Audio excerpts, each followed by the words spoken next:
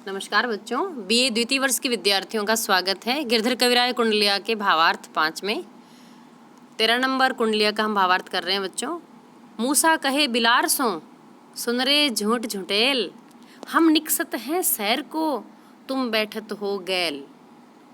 बच्चों यहाँ पर अन्योक्ति अलंकार के माध्यम से चूहे और बिलाव की जो बातचीत है उसको यहाँ पर कोट करते हुए कवि ये कहना चाहते हैं कि समय समय की बात होती है, उस समय राजा के द्वारा पोषित जो गुणहीन व्यक्ति है वो भी गुणवान व्यक्ति को धमकाते हुए अपनी बात कह रहा है, क्योंकि उस समय उसका समय बलवान है। उसके साथ उसके माथे पर राजा का वरद हस्त है, अर्थात कोई भी शक्ति पाकर जो मूर्ख और जो नीच और गुणहीन व्यक्ति होता है वो इतराना शुरू कर देता है और वो बिल्कुल उल्टा आक्षेप लगाना भी शुरू कर देता है। आप सबको पता है कि चूहे की ताकत एक बिलाव के सामने कुछ भी नहीं होती है, लेकिन जब उसके माथे पर किसी का वरद हस्त हो जाता है, यदि उसको कोई शक्ति मिल जाती है, तब वो किस प्रकार से इतराते हुए किस तरह का व्यवहार करता है।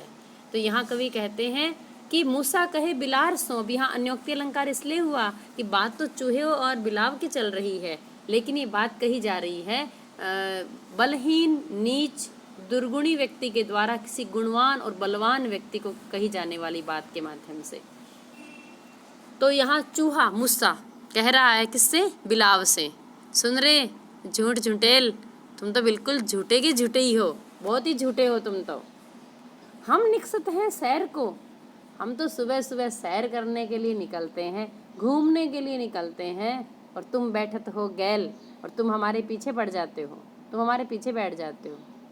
मतलब आप सबको पता है कि बिल्ली चूहे का शिकार करती है, बिलाव जो है चूहे पर टूट पड़ता है। तो यहाँ पर वो कह रहा है कि हम तो घूमने के लिए निकलते हैं, बहुत ही बहादुर व्यक्तियों में से हैं, और तुम हो कि हमारे पीछे पड़ जाते हो। तुम बैठे तो हो गैल, कचरी धक्कन सो जय हो।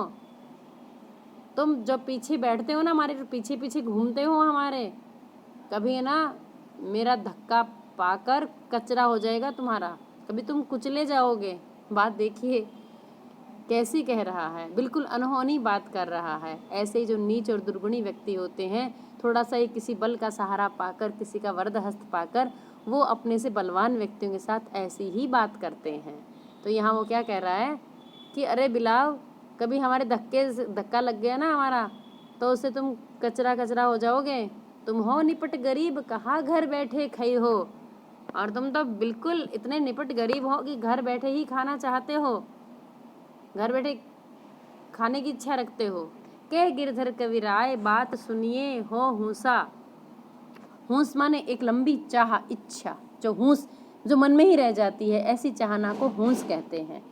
तो गिरधर कविराय कहते हैं कि उसकी हूस की बात तो सुनिए, कि उसकी अभी तक जो इच्छा पूरी नहीं हुई है, इस तरह की कैसे वो बात कर रहा है जो मूसा है, जो दुर्गुणी और नीच व्यक्ति है। बाऊ दिनन का फेर बिलारई सिखवे मूसा। कवि कहते हैं कि ये तो केवल समय का चक्र ही ऐसा है, दिनों का फेर ऐसा है, वक्त ही बदला हुआ है, जो आज बिलाव को चूहा सिखा रहा है, मूसा सिखा रहा है। ये समय की बात है, अर्थात कई बार व्यक्ति का बल भी कोई मायने नहीं रखता है यदि उसका समय बदल जाता है।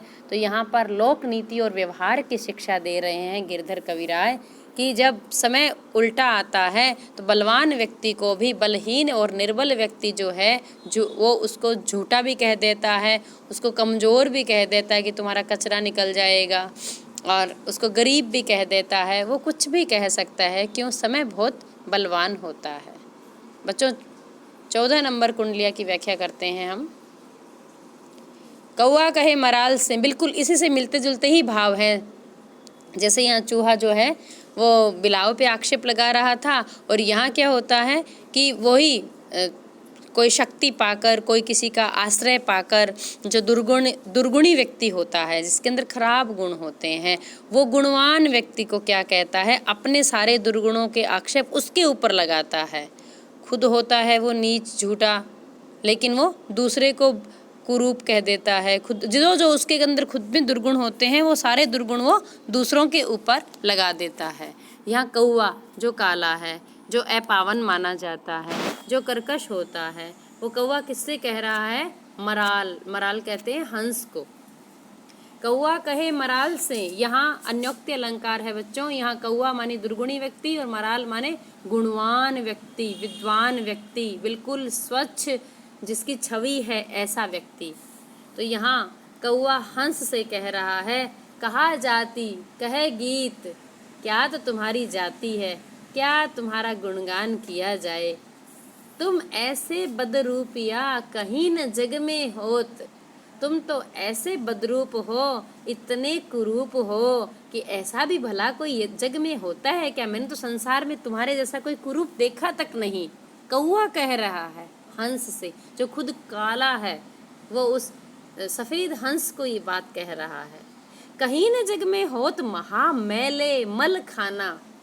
हंस से कहता है कौवा कि ऐसा मैंने संसार में तुम्हारे जैसा तो कहीं कोई देखा ही नहीं, ऐसा कोई संसार में कोई होता ही नहीं तुम्हारे जैसा। तो तुम तो महा ही मैले हो, मैल से भरे हुए हो, मल खाना, तुम तो मल खाने वाले हो। जबकि कौवा देता है गंदगी में चोंच, लेकिन वो अपने सारे खुद के दुर्गुण उस गुणवान व्यक्ति के ऊपर थोपता हुआ उसे धिक्कार रहा है, क्योंकि समय बदलने के कारण थोड़े समय के लिए उस दुर्गुणी व्यक्ति को कोई पद मिल गया है।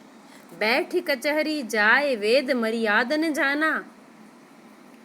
और तुम तो इस तरह से कचहरी में जाकर बैठ गए हो, वेदों और मर्यादाओं को भी नहीं जानते हो। यानी बड़ी बड़ी बातें भी कर रहा है वो कौवा, जैसे कि बहुत बड़ा गुणवान और ज्ञानी है, कि तुम तो कचहरी में जाकर न्याय प्राप्त करने के लिए चले गए हो, तुम क्या वेदों की मर्यादा भी नहीं जानते हो। कह गिरधर कविराय सुनो हो पंछी हौवा, धन्य मुल्क यह देश जहाँ के राजा कौवा।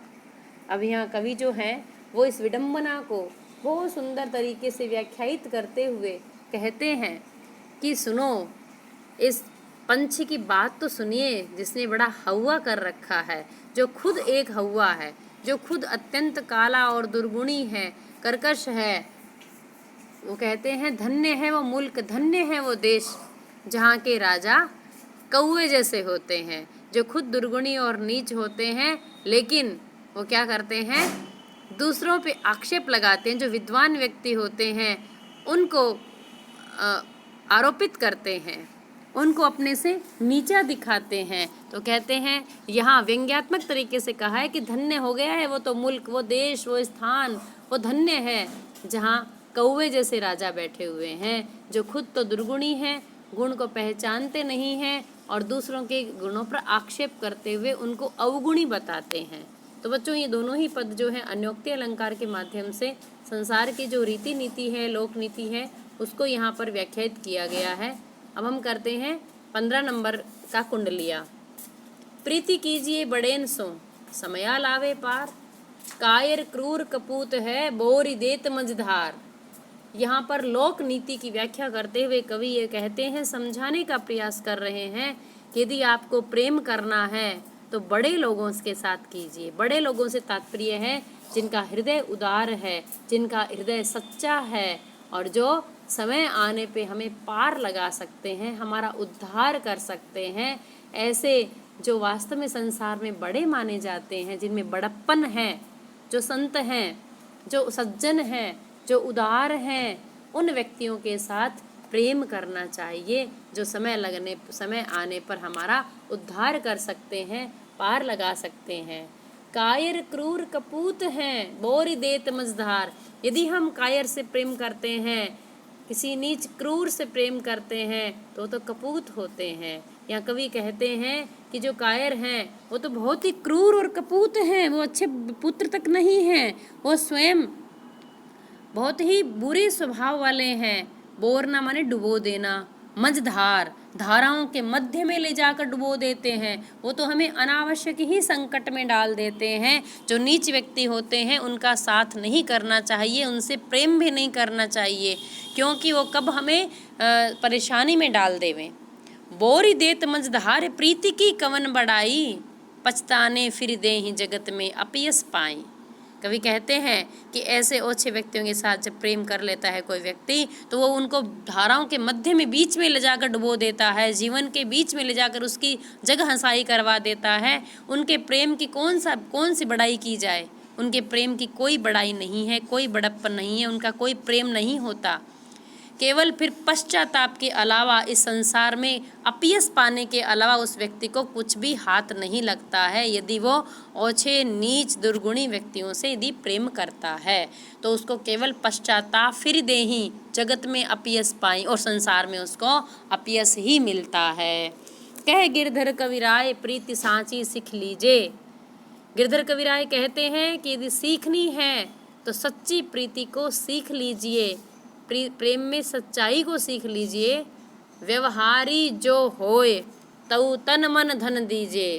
कवि कहते हैं कि यदि व्यवहार में कोई व्यक्ति आपको सच्चा मिलता है, जिसका प्रेम सच्चा है, तो उसके लिए तो आप अपना तन मन धन तीनों अर्पित कर दीजिए। यदि वो सच्चा व्यवहार में सच्चा है, सच्चा व्यवहारी है, तो अपने तीनों उस पर न्योछावर कर दीजिए। लेकिन ओछे व्यक्तियों के साथ प्रेम मत कीजिए, क्योंकि वो संसार में आपको कहीं ना कहीं कोई कुशिक्षा में डाल देंगे, कहीं परेशानी और बाधा में डाल देंगे और वो आपको बीच मझधार में ले जाकर डुबो देंगे। अतः सच्चा प्रेम करने वाला कौन है, इसको पहचानना भी आवश्यक है, और यदि पहचान लिया है तो उसको सब कुछ उस पर कुर्बान करना भी ज़रूरी है। और यदि ओछा व्यक्ति है, दुर्गुणी व्यक्ति है, नीच व्यक्ति है, तो उसके साथ प्रीति मत कीजिए। जैसे कोई शराबी या जुआरी के साथ प्रेम कर लेता है और यदि उनके साथ में कहीं घूमता हुआ पाया जाता है और पुलिस जब छापा मारती है तो उसको भी साथ में पकड़ लेती है, तो उसको अपयश के अलावा बच्चों कुछ भी नहीं मिलता है। और फिर उसको पश्चाताप भी होता है कि मैंने ऐसे व्यक्तियों का साथ क्यों किया, ऐसे व्यक्तियों के साथ प्रेम क्यों किया। और वहाँ जाकर पुलिस जब पकड़ लेती है तो वो अपने साथी पर भी आरोप लगा देते हैं कि हाँ, ये भी हमारे साथ जुआ खेल ही रहा था, ये भी हमारे साथ शराब पी रहा था। ऐसे व्यक्ति तो मझधार में ले जाके डुबोते हैं। तो बच्चों, यहाँ गिरधर कविराय ने बहुत ही सुंदर तरीके से लोक व्यवहार को समझाने का प्रयास किया है। आज इतना ही, धन्यवाद।